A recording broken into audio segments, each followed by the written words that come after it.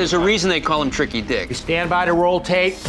You had a pleasant evening last night? Yes. 4, 3, 2. Did you do any fornicating? And Hugh David.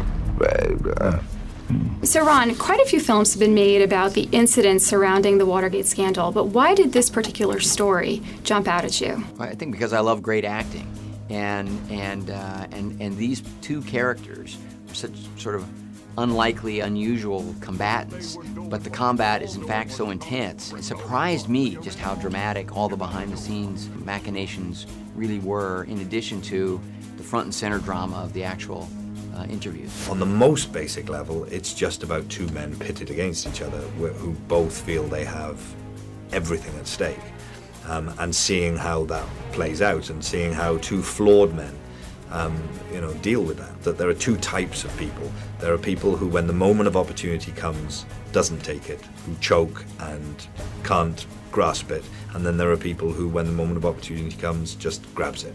And Frost is someone who grabs it, and Nixon is someone who can't. How did you and Brian Grazer and Peter Morgan hope to portray Nixon? Everyone from this particular generation thinks of him as Tricky Dick, or is he a vilified president? He's certainly a figure who's easy to vilify, and deserves a measure of that, to be sure.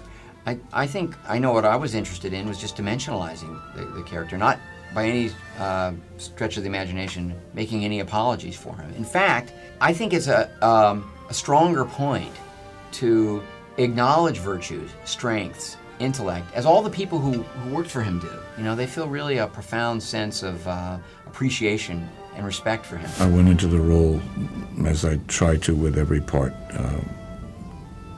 looking for the truth of the man. All I wanted to do was be at peace with him and play him as deeply inside myself as I could by trying to get as deep inside him as I could.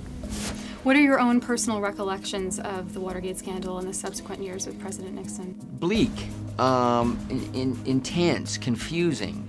I was one of those really riveted to these interviews. I was frustrated that I didn't know, and that in the wake of the Gerald Ford pardon, there was never going to be a trial. There were, the government was pretty effectively sweeping it under the rug. I thought, my, what a clever man this is. What a clever, slippery fish he is. When you've got that combination of power and choices and decisions that affect so many people, and then flawed humanity, you've got always interesting drama, I think.